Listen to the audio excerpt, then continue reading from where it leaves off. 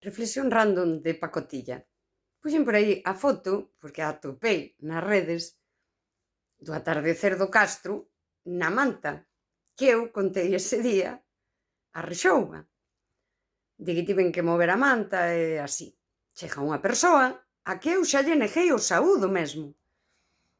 E ven, como se nunca pasase nada, a saudarme. Está por aí o vídeo. E eu apártome e miro, e foi.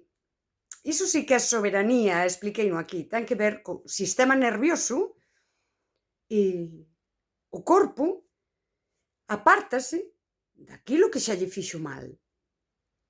É soberanía e é saúde mental.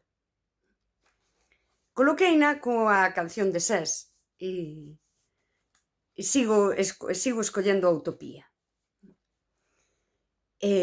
Agora estaba por aquí reflexionando nisto, porque hai tamén unhas semanas ou un mes ou non o sei, ou uns días, tampouco o sei. Unha persoa dese mesmo ambiente, dese mesmo grupo, desta paisana, cruzouse comigo na acera. É unha persoa que eu xa non saúdo tampouco. Miroume con desprezo. Digo, bueno, carallo.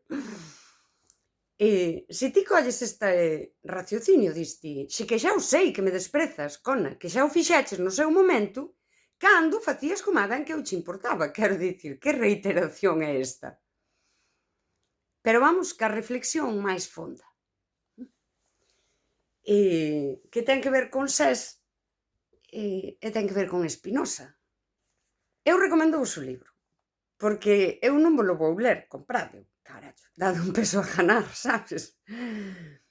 Pero vou ler aquí a canción, tédela por aí, podedela escoitar, ten unha letra preciosa, reparade nela. Escribiu SES no capítulo. Eu sigo escollendo a utopía porque o contrario atérrame. Atérrame o cinismo e a dobre moral consciente e voluntaria. Dame pánico a condescendencia aberta e a arrogancia que conleva. O posicionamento altivo de quen, ignorando a historia, non aspira a redactar o futuro, pero tampouco a tirar lección do pasado. Agora vámolo levar aos afectos, como a min me gusta, ao pequeno. Se eu conservase a amabilidade con estas persoas que a min fixeronme mal, desde esa condescendencia, esa amabilidade social, efectivamente, é condescendencia. E leva implícita unha arrogancia. Eu, de algún xeito, colocaríame e diría, bueno, non dan para máis. Pero eu non creo que esas persoas non dan para máis. Eu creo que esas persoas son tan humanas como a min, intelixentes, capaces de chegar a conclusións e poden facer as cousas ben. Eu sigo crendo na utopía. Eu elixo a utopía e non elixo nunca xamais a condescendencia con quen fai mal, aínda que eu comprenda todos os mecanismos sociais. Ou quizais, porque comprendo esa socialización, eu apártome. E cando me aparto, e digo, mira, como se non me coñeceses, por favor, retiro a miña manta para apartarme desa socialización neoliberal que é escrava das paixóns pasivas, da tristeza, do non se pode, do non sei que, do dá igual, do todo dá igual, do simplifico, do non me complico, do eres unha intensa, do que tamén o fala neste capítulo, non? SES, conservar xa non inxenua, pero sí aquela, é que é moi spinoziano tamén, aquela potencia vital. Apartarte é protección. Nun sentido máis superficial e máis comprensible sen xulgar estas persoas, xa me quedou claro que non me queredes, que me desprezades, que non me incluídes. E non teño por que explicar aquí todo o que pasou. Eu acepto iso. Un reel que teño que tivo moito éxito en YouTube, está tendo moito éxito, que di: acepto que sodes así. E no propio acto de aceptalo, non vos quero na miña vida.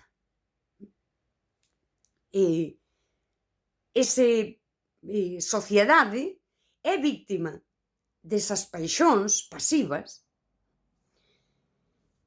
e cando, por exemplo, te miran con desprezo, cando ao fin ti dis: mira, eu non sei, non che sirvo, sabes? Eu sigo ao meu. Hai soberanía e hai un respecto. Acaso fose certo que a estas persoas eu lle parezo a última merda, como así ben me trataron.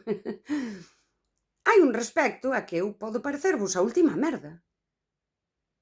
Pero iso non fala do meu valor, fala da percepción que eles teñen de min.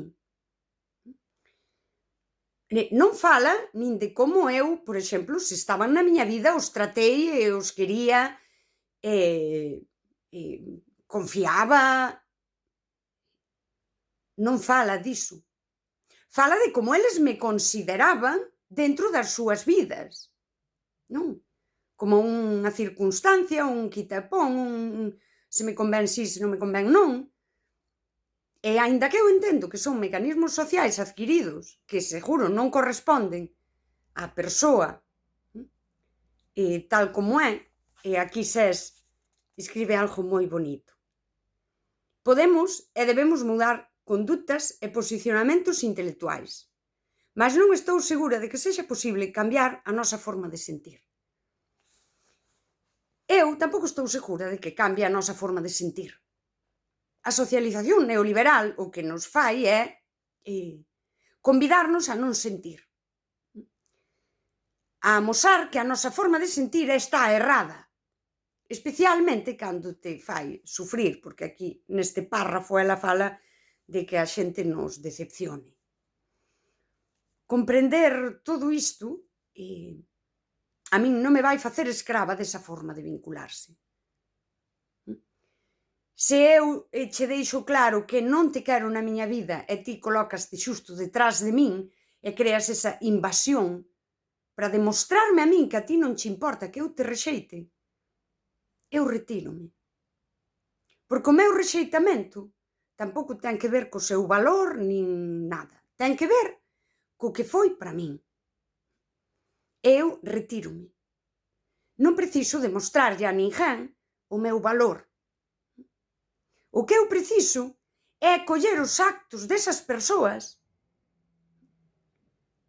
e decidir sobre min, sobre o que iso significa para min. Non xulgarme eu por como se comportaron comigo. Esa invasión do teu espazo, esa mirada de asco, de desprezo, non fala tampouco de min. É unha especie de reiterar que non me podes ver, gracias, xa me quedou claro, cona. Xa hai anos que o sei. Manterme aí sería non transformar esas paixóns que eu puiden sentir, moita raiva, moito tristeza, toda esa decepción, vergoña de min, todas as cousas que sintes, sí? E de feito a decepción leva todo isto pois quedar aí atrapada, non? En paixóns pasivas. Pero eu transformos en paixóns activas. O mover a manta é a encarnación da miña forma de vivir no mundo. Pero é tan fácil como se me magoas, eu marcho. Non te magoo, non, xa está. Explícocho, se acaso. dependerá do tipo de vínculo. Decir, mira, eu non quero saber nada de ti por isto e por isto. Porque eu reivindico, iso é soberanía, reivindico o meu valor. E reivindico que o meu valor non se mide nos teus actos, nin nas túas palabras, nin mesmo no que poidese resultar o que ti fixeches. Así sí. Non é un idealismo inocente, é escoller esa utopía, escoller o camiño para un mundo mellor, desde a responsabilidade individual, ser eu iso. E si que creo que esa condescendencia sí que ten esa soberbia de, non dá para máis, veña, va, sí, dá. Pero é que eu non sei que son persoas adultas, e sei que dan para máis. E se non queren dar, non vou tratalas como a crianzas, sí, ou perdón, ese narcisismo cultural, non sei, estou divagando, ese narcisismo cultural que dicía eu que é narcisismo, mas non é en sí patolóxico, ten que ver máis con Freud, non? O narcisismo da crianza, que é supervivencia, o narcisismo na crianza. Parece que pide o indulto que lle das tamén a unha crianza, non? Unha crianza pode forruñarse, montar unha perrencha e todo así, e ti non vas deixar de querer a crianza, non vas deixar de atendela, todo o contrario. Esa perrencha e esas cousas piden coidados e pídenos na forma que a crianza pode. Pero as persoas adultas non poden pretender que sexas condescendente. Hai unha perda de dignidade das propias persoas cando esperan iso de ti. Hai unha asunción absurda da súa incapacidade. Bueno, colle as túas paixóns pasivas e transformas en activas e, como di aquí Sés, tira a aprendizaxe do pasado. E na máis. Eu, esa imaxe de min, hoxe vina, estou toda contenta ca foto, porque mireina e dixen, hostia, que ben, non? Que ben estaba. É a imaxe por fora do meu propio espírito. Cómoda, plena, sinxela, sentada nunha manta, así como a min me gusta a vida, sinxela.